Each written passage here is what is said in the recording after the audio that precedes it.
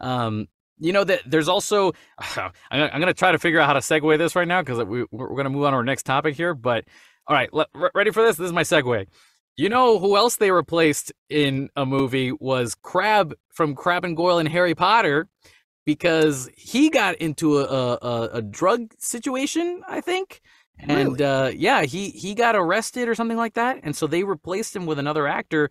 They didn't replace him, they just replaced his character with another character Yeah. at the end of the Deathly Hallow movie. Um, and Interesting. so, you know, speaking of Harry Potter, There we go. there, God, there's that was oh man, such a stretch. that was a rough one. That was just, you know, that was not good. But so we got our next topic here. We got Harry Potter reboot series on HBO Max. This comes to us from Collider. Warner Brothers is reportedly nearing a deal to set up a Harry Potter television series at HBO Max. While the deal has not yet been finalized, Harry Potter creator J.K. Rowling is said to be spearheading development and is close to boarding the series as a producer along with Warner Bros. Television. Details are slim, but according to Bloomberg, each season of the In the Works series will be based on one of Rowling's 7 Harry Potter books. This likely means that there will be a new story emerging that coincide with the events of the book and subsequent films. Bloomberg reported that Warner Bros. And HBO are hoping to delve further into the world of Rowling's books by creating extended plot lines within each season.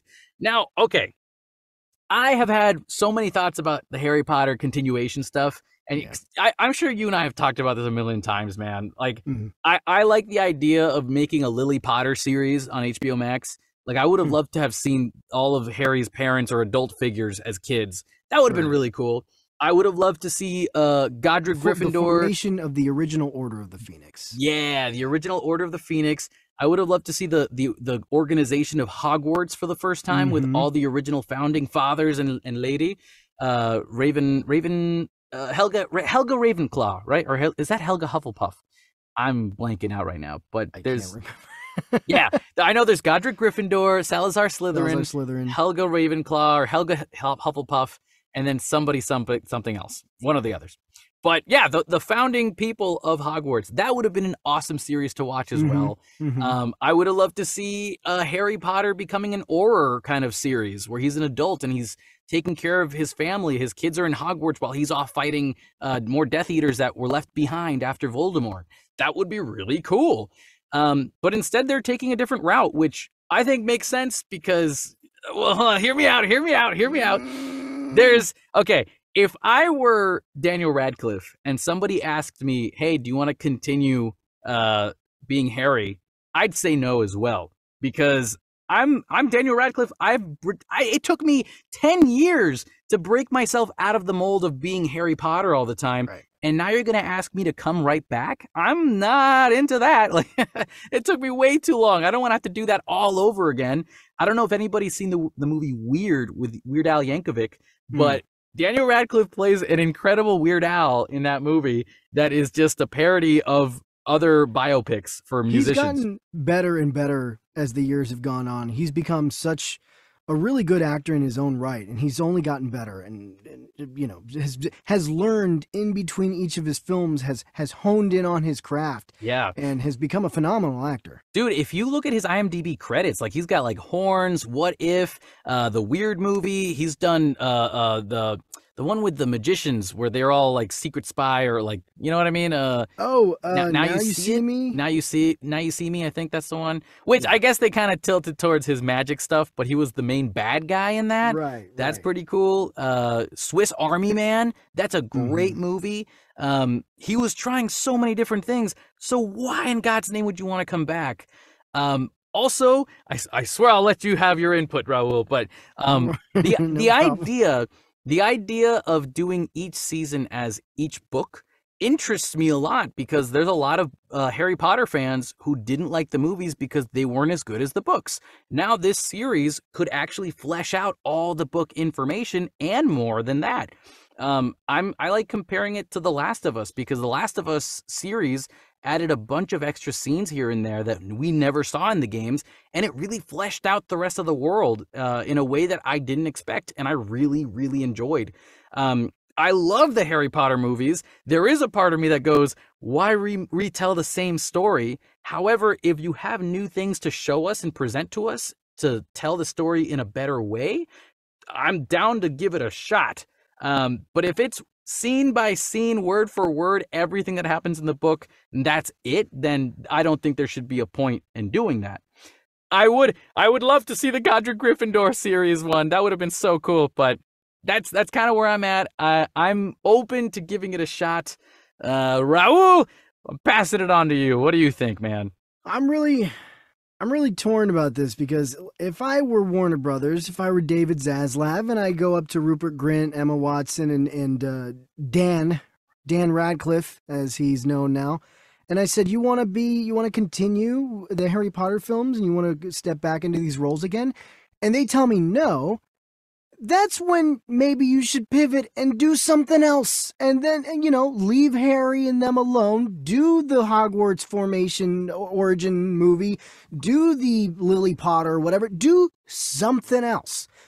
Why are we retreading this again? Like, sure. And this is the only thing, like you pointed out, this is the only thing that I feel like could be interesting about all this is that because you're doing it as a series, you have more room to expand. And look, I never read the books. I'm a super fan of the movies. I love the films. My wife is a huge Harry Potter fan. She's read all the books, so familiar with all of them. And, we would watch the movies and she would tell me about all the stuff in between that they didn't really include in the movies, because sometimes, especially when you get to those later ones, you watch the movies and I was feeling like, there's something missing here. Did I miss something? I feel like this is kind of glazed over, and we would pause the movie and my wife would be like, oh yeah, by the way, this is what happened in the books. They kind of gloss over it. So there's a lot more detail in the books, so much that was left out of the films for obvious reasons, because you got to condense the stories down into a half hour, hour and a half, 2 hour films.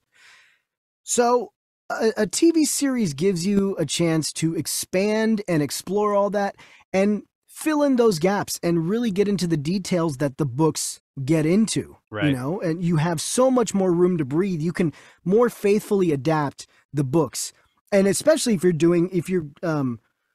devoting a whole season per book, I mean, you can really do a lot of deep dives. So that is really the only thing that could be really cool about this is getting even more detail. That being said, we're still retreading the same story. Like that's just one of the things I feel like could turn some people off and has me scratching my head a little bit. Is like, sure, that would be cool to get all this detail, but like, don't we want to look somewhere else too? I mean, like, that would be like, we finished the Star Wars trilogy, and then like 10 years later, we're like, okay, we're going to go back and tell the Star Wars movies again, but we're going to do them as a TV show. And it's like, well, we already have the series. Like, let's do other things. There's a big universe you can go expand on.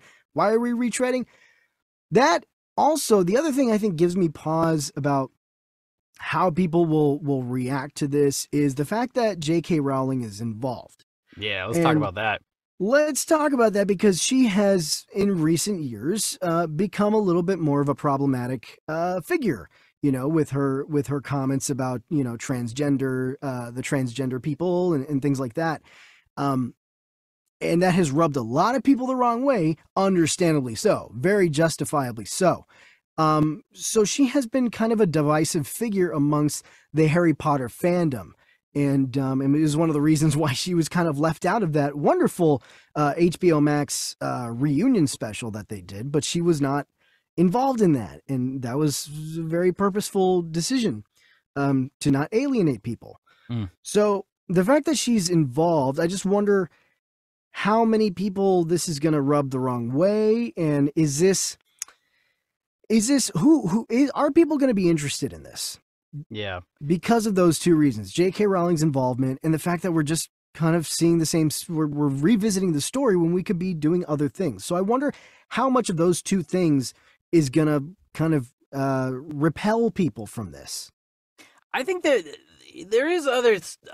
Oh man, it's very difficult to talk about this part because I know a lot of people don't like hearing it most of the time, but I like to refer to the business side of things as well. And when you look at, for example, the Harry Potter special got so many views on HBO Max, it almost crashed the entire server of HBO Max. It was very well done. So you already know that this IP is still very, very popular.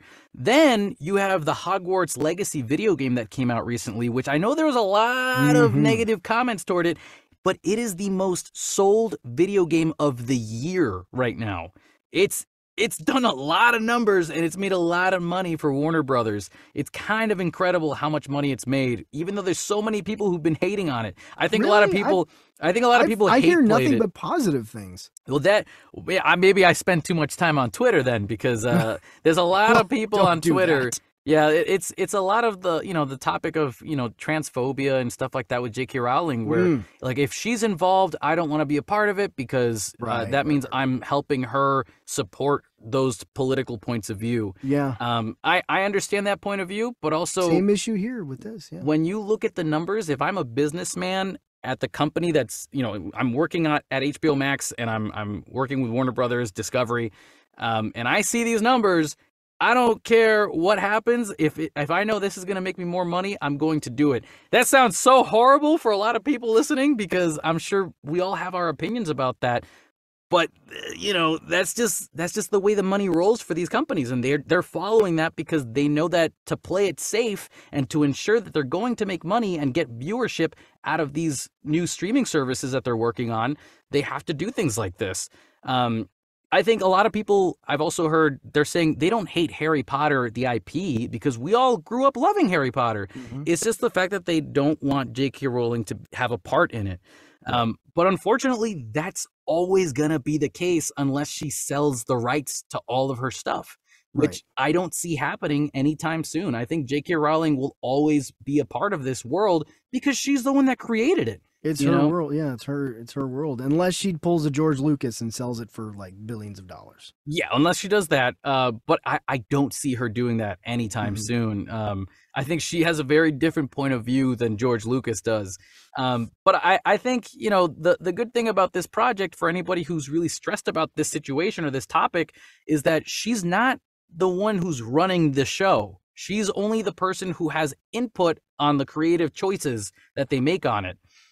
So, she's not the one directing it. She's not the one writing it. I mean, she wrote the books, but she's not based off of her. Yeah. She's not the one doing the screenplays. She's only greenlighting people's creative choices. And she says, cool, that works in my world. I know that, I don't know, it's still a very tough thing. But the other thing I want to discuss is the casting choices for this project specifically. You're going to have to find actors that are going to replace all these original actors from the movies. Yeah. Because you can't bring back, I mean, look at this. Hagrid, the actor who plays Hagrid, passed away, sadly, a couple of months ago. Same thing with, Alan Rickman. He also passed away a couple of years ago after the movie ended, or the franchise ended. You've got actors like the guy who played the original Dumbledore passed away. I'm pretty sure Michael Gambon's not going to want to come back to do a TV series. We're going to have to recast everybody. And now we live in a day and age where these Harry Potter movies are already done and over with. So the kids who are going to come into these projects to work on these shows, this is 7 seasons worth of content. That's like almost 10 to 14 years possibly of kids having to work on this content. So you're going to tell me that you're going to be a 10-year-old boy and you're going to look at this and not be overwhelmed by the shoes that you're going to have to fill to be as good as Daniel Radcliffe and, Emma Watson and Rupert Grint. Like, these guys are going to have so much ahead of them that I don't know if they see it coming. Maybe the businessmen do, maybe the parents might, but I don't know. It's an interesting kind of thing to think about. They're starting over this franchise in a way. I wonder also, Raul, I swear we're going to move on after this, you guys, but I wonder also if, because they're rebooting this, does that mean that they're hoping to sign more contracts for these actors that are going to be the new stars and continue their stories after the books as well?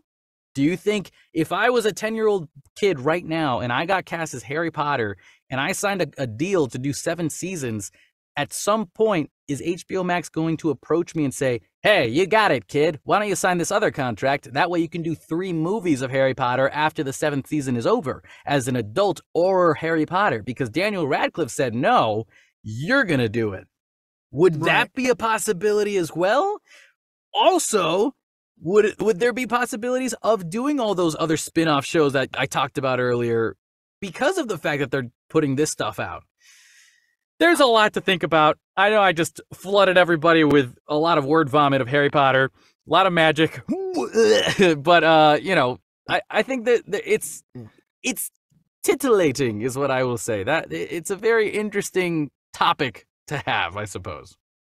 Yeah, I think I don't know. If I were, I think that's the idea is to, if I were David Zaslav, and David Zaslav has gone on record and trying to, and being very vocal about how he wants the Harry Potter franchise to come back and be one of the crown jewels, one of the staples of Warner Brothers as a company, as a studio.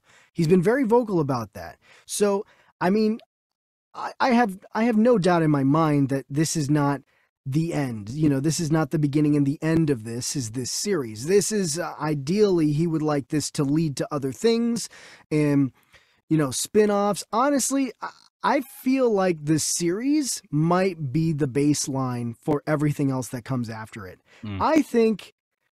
I think the films in that universe and the, you know, Fantastic Beasts, I almost wonder if that's the end of an era, if that's it. This new Harry Potter series, I wonder if this is going to be a new continuity, and then everything spanning from that will be connected to that continuity. Spin-offs, everything, you know, continuations, prequel series. I think this new show could be the baseline for a new continuity, and Right. everything following it is only going to be attached to that. Yeah. So that's just my guess, you know, because otherwise, why would you make a reboot and then go and make a spin-off series or spin-off movie and have that be associated with the Daniel Radcliffe, you know, era movie? No, it's going to get too messy. You would want to start. This is setting the baseline, right? That's how it sounds to me. So Harry Potter multiverse. That's what it's going to happen. we're gonna get They're like, Daniel Radcliffe coming back. We really like what Marvel's doing with their multiverse stuff. Let's do do that. Harry Potter multiverse. Yeah, And yeah, a universe where multiple Harrys. Voldemort won, you know, like let's enter that realm. Yeah, this is my guess is this is a new baseline here for a new continuity, and everything else is just going to be attached to it. So, Yeah. of course, this is not. David Zaslav wants to continue this, and if that means a continuation after Deathly Hallows, the Deathly Hallows season, the final season, you know, I'm sure they're probably going to go to J.K. Rowling for guidance on that. Or if this is simply they're going to do some spin-offs and prequels or something like that. This is not the end. They're going to this isn't just a one and done here with this show. They're going to continue with it. Yeah, I agree. Well, then, I think, again, what you just said, the spin-off stuff totally could go into Harry Potter becoming an horror. Again, the child star thing, I worry about those kids. Hopefully they'll know what's going on. I don't know. It'll be really hard to replace these original actors that already did this. But also, it's interesting to see how it could become a cinematic universe kind of thing, but through streaming service. Like they could be pulling off like a Mandalorian Ahsoka thing becoming a Mandalorian movie in the end. So there's a lot to look forward to, but there's also a lot of stress about it.